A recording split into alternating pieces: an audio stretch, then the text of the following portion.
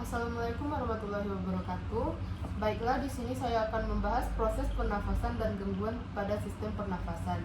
Sebelum itu, saya ingin memperkenalkan diri terlebih dahulu. Perkenalkan, saya Jihan Bukti Tomasan dengan NIM 2211211036 dari kelas A2 IKM dengan mata kuliah dasar biomedik dan dosen pengampu Suci Maisaro Nasution SST MKM. Yuk disimak video aku. Aku mau nanya dong, gimana sih orang bisa bernafas dengan normal?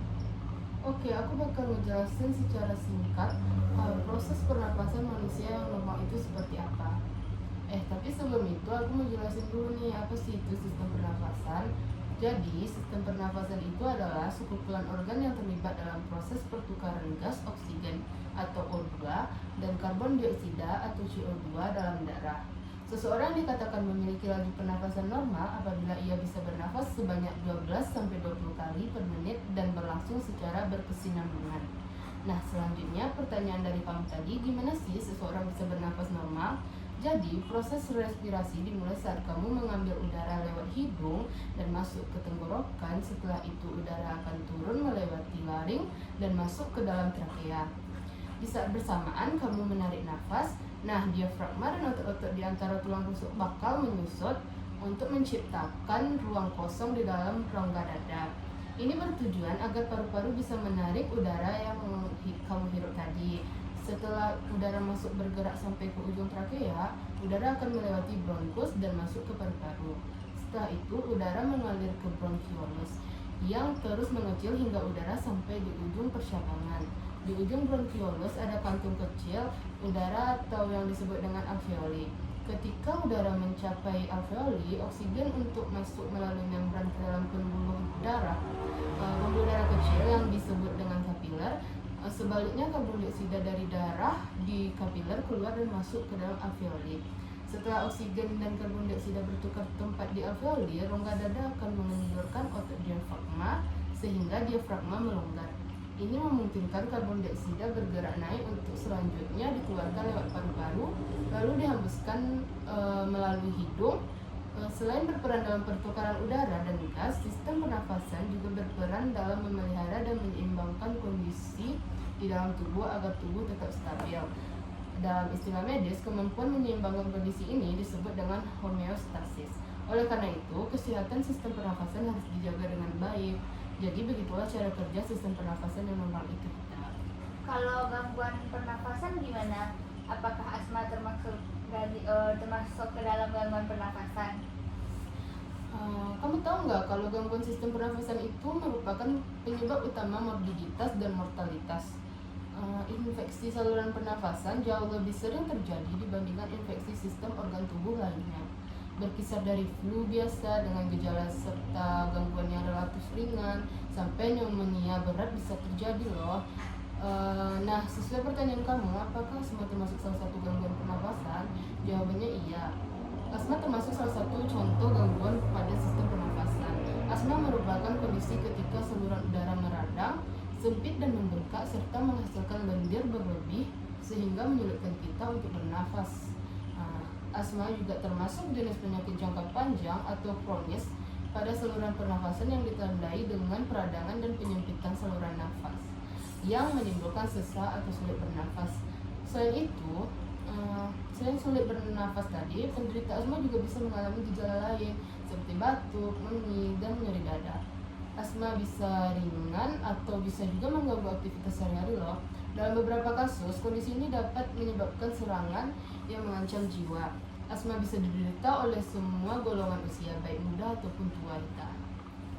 By the way, kamu bisa jelasin nggak gimana asma bisa terjadi pada penderita asma tersebut?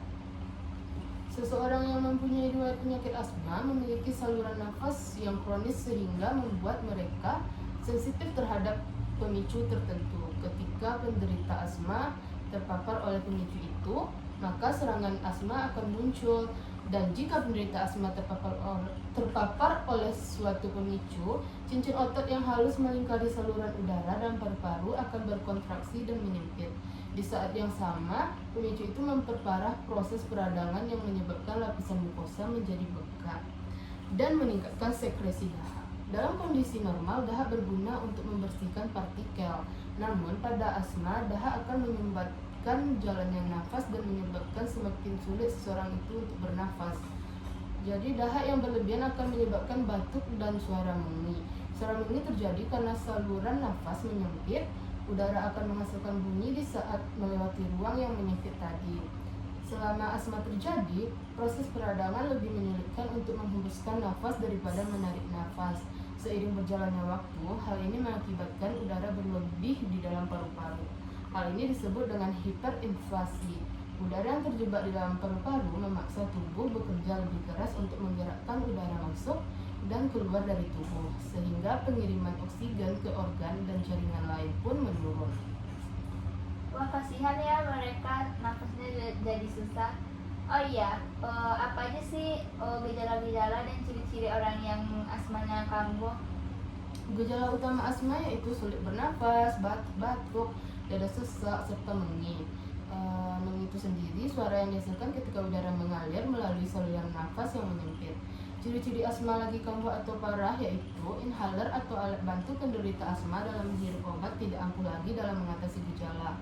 Terus ciri-cirinya batuk, mengi, dan sesak di dada semakin parah atau sering, sulit berbicara, makan, tidur akibat sulit bernafas kan. Bibir jadi biru, denyut jantung meningkat, merasa pusing, lelah, mengantuk, dan adanya penurunan arus puncak ekspirasi. Kalau faktornya apa aja sih? Ada beberapa faktor pemicu pada asma, contoh seperti bulu binatang, asap rokok, asap rumah tangga, bau-bauan yang menusuk, debu terutama pada bantal atau kasur, obat semprot pembunuh serangga, perubahan cuaca, kelelahan, stres, sakit, flu, batuk, mengonsumsi makanan atau minuman tertentu seperti ikan laut, udang, kedelai, minuman bersoda, obat-obat seperti aspirin atau antibiotik gitu kita. Kalau gitu gimana sih caranya agar kita terhindar dari asma tersebut? Caranya atau mencegahnya berhenti merokok, hindari paparan asap rokok, populasi udara, hindari penggunaan kipas angin karena bisa menerbangkan debu kan.